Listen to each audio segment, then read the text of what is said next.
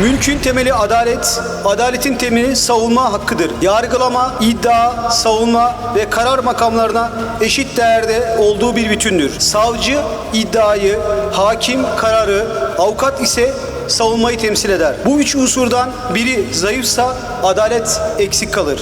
Savunma makamı yargının kurucu unsurudur. Bu sadece bir ifade değil, mevzuatımızın açık hükmüdür.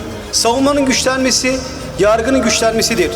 Yargının güçlenmesi ise adaletin güçlenmesidir. Adalet, hakimin hükmü, savcının iddiası ve avukatın savunmasıyla bir bütün olarak hayat bulur.